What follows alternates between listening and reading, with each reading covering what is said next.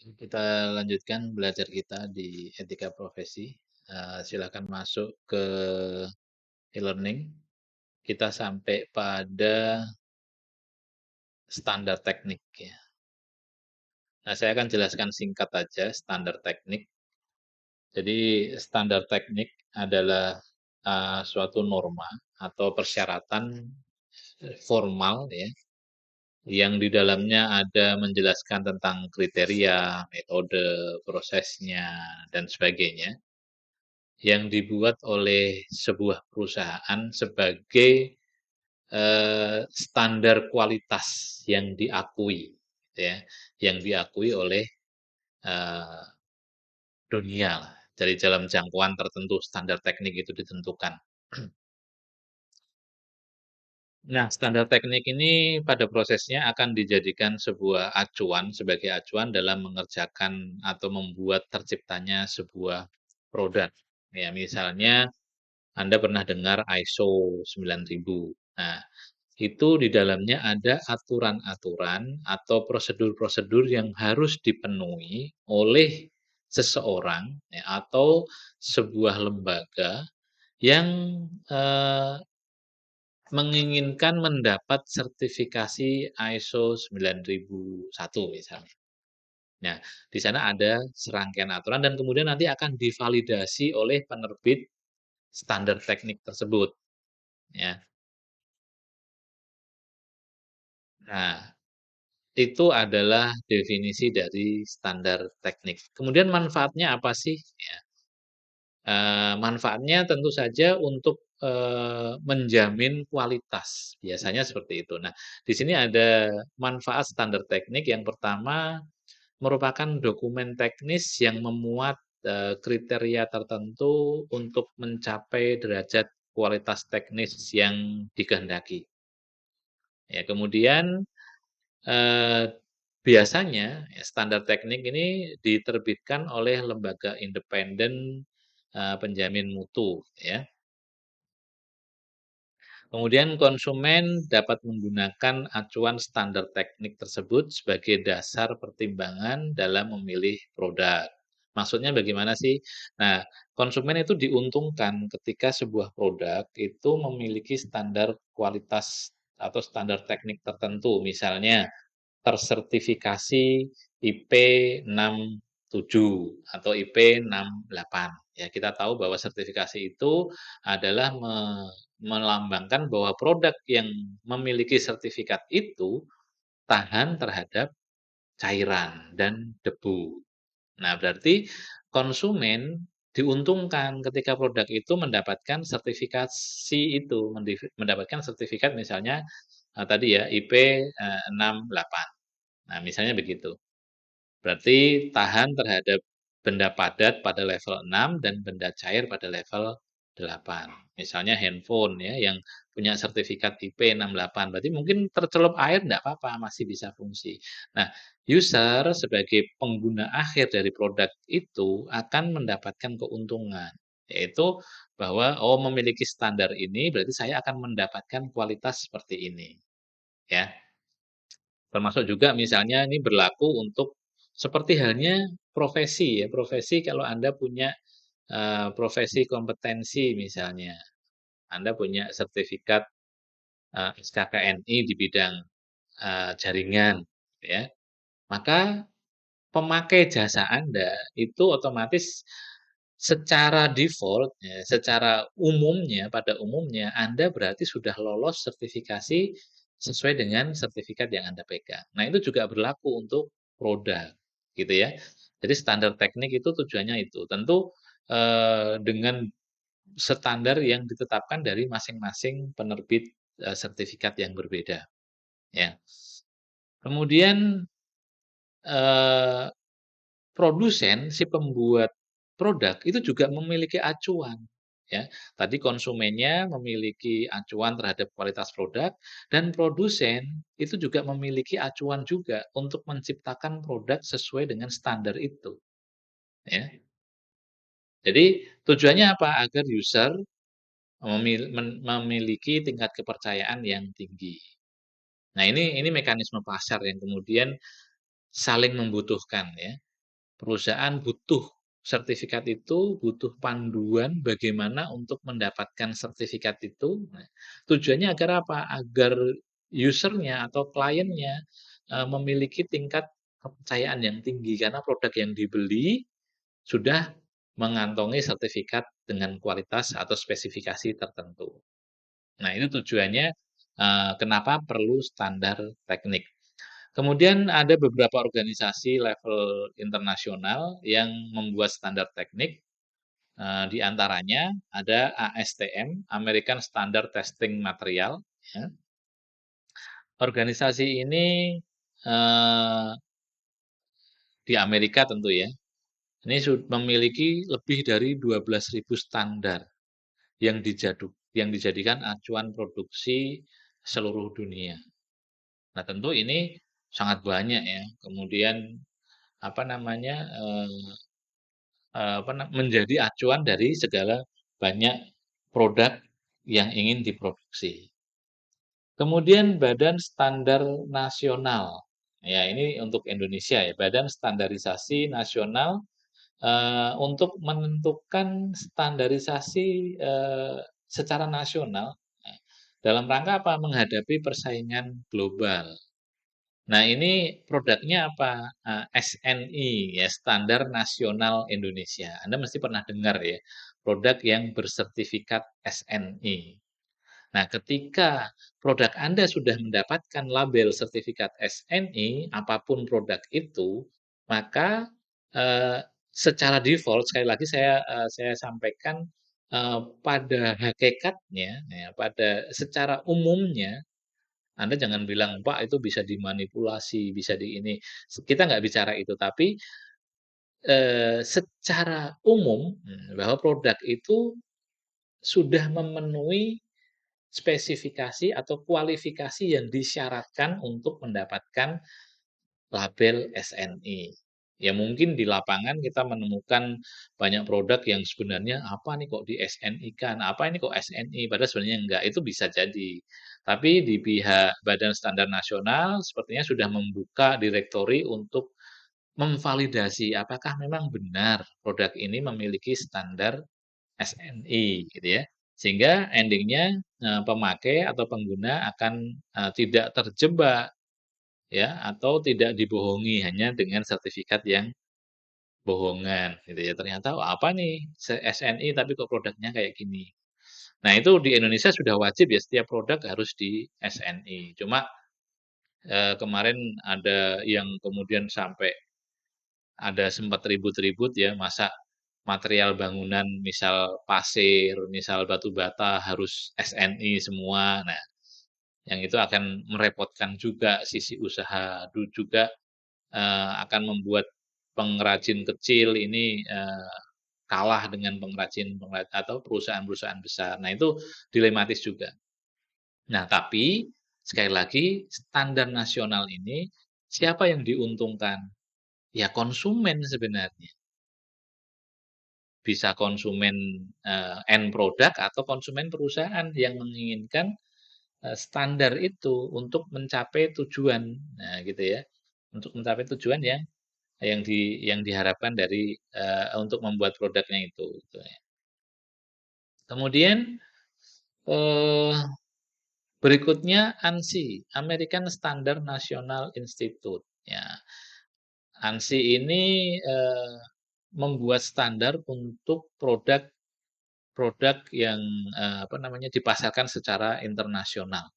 Ya, ANSI ini bisa dipakai di seluruh dunia. Nah, termasuk yang mungkin Anda pakai adalah standar pengkodean huruf gitu ya di dalam komputer. Itu menggunakan standar ANSI ya. Jadi bagaimana perusahaan yang lain membuat perangkat elektronik dengan standar yang sama, kemudian nanti bisa saling berkomunikasi. Anda bisa bayangkan misalnya tidak ada standarisasi, penyandian misalnya ya, maka nggak mungkin ada komunikasi data antara komputer A dengan komputer B. Karena semua punya standar masing-masing misalnya. Tidak terstandarisasi secara global.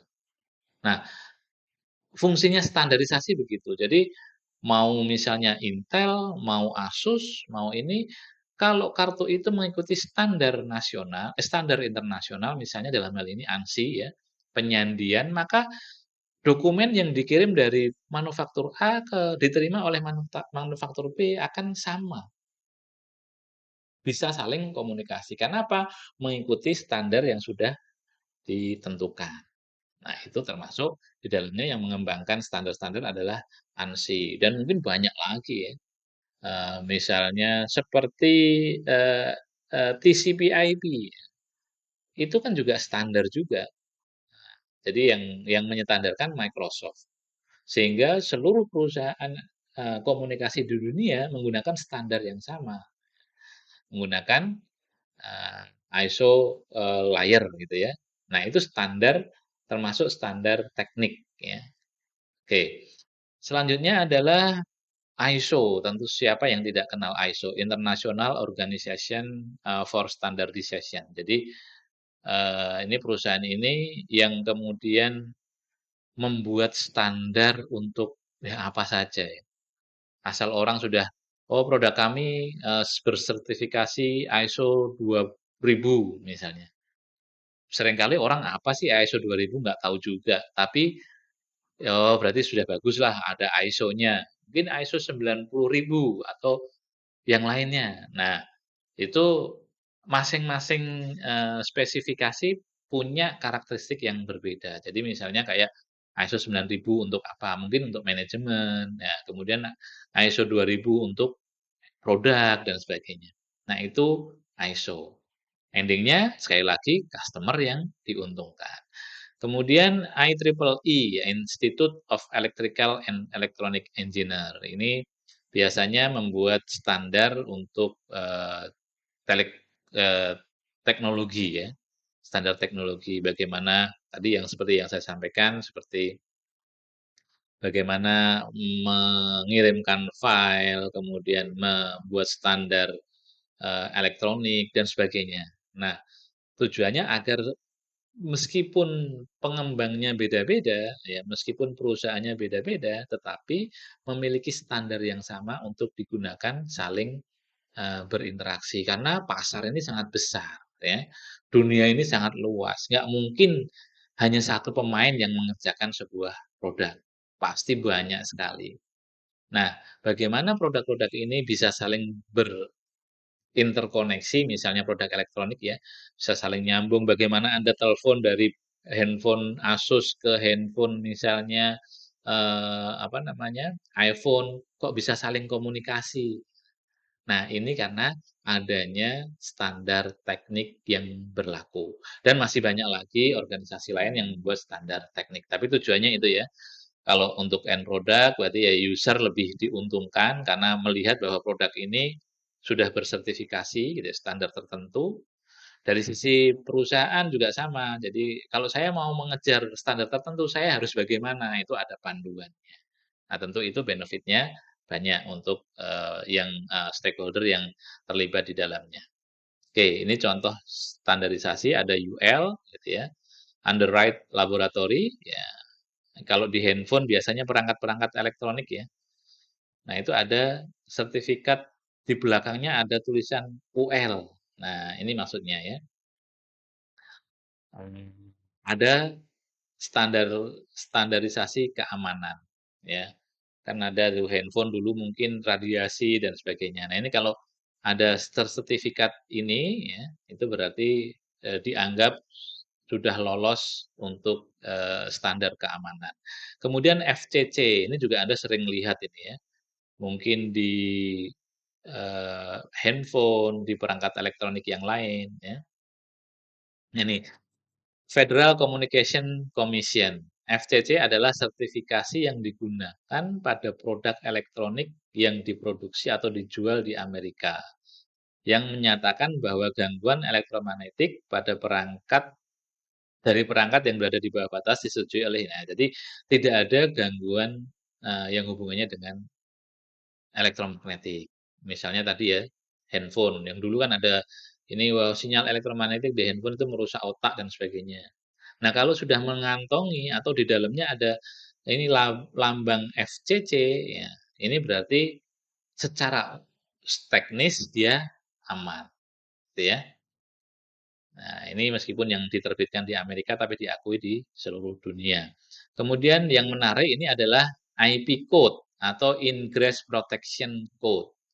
Nah, ini yang kemudian rame-rame dikembangkan di perangkat handphone flagship gitu ya.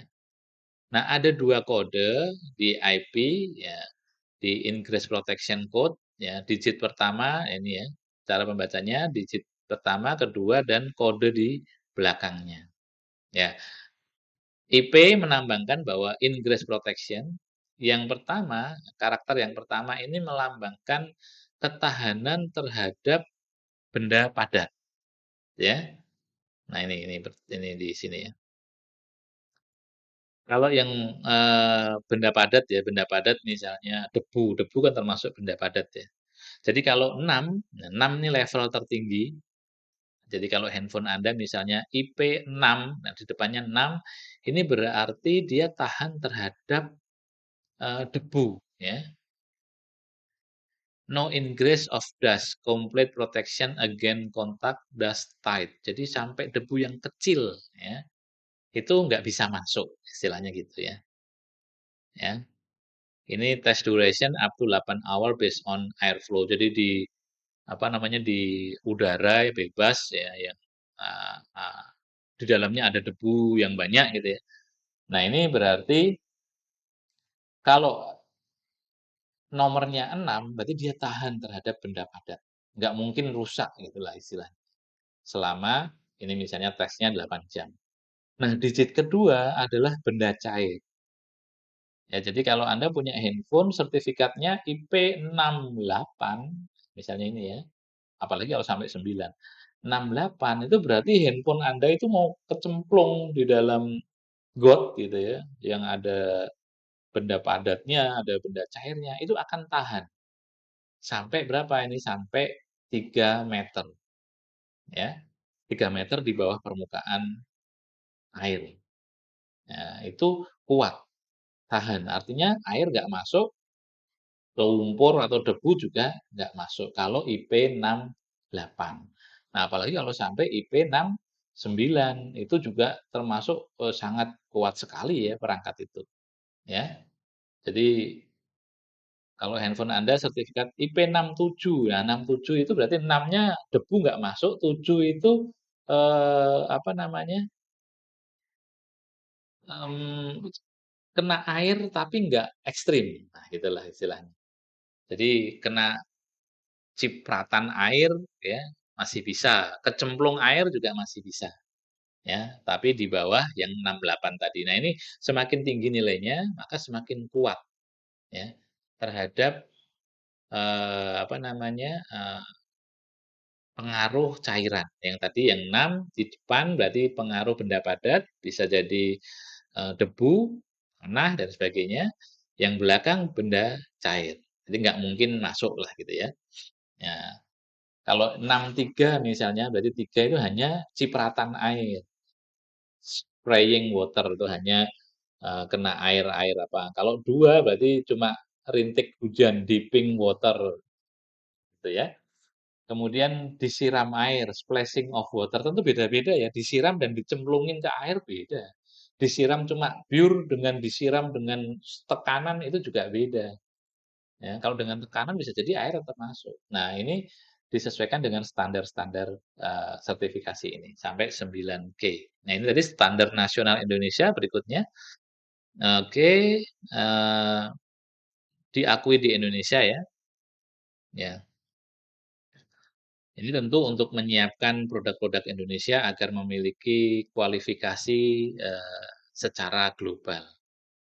Tujuannya bukan untuk mempersulit ya, tujuannya agar justru produk kita bisa bersaing dengan produk yang lain kalau sudah memenuhi standar nasional Indonesia. Sekali lagi, SNI standar apapun ya produk itu untuk meningkatkan kualitas sesuai dengan standar yang ditentukan. Jadi kalau kita kebetulan punya usaha, wah mau sekarang usaha harus SNI dan sebagainya, agar produk kita bisa bersaing ya.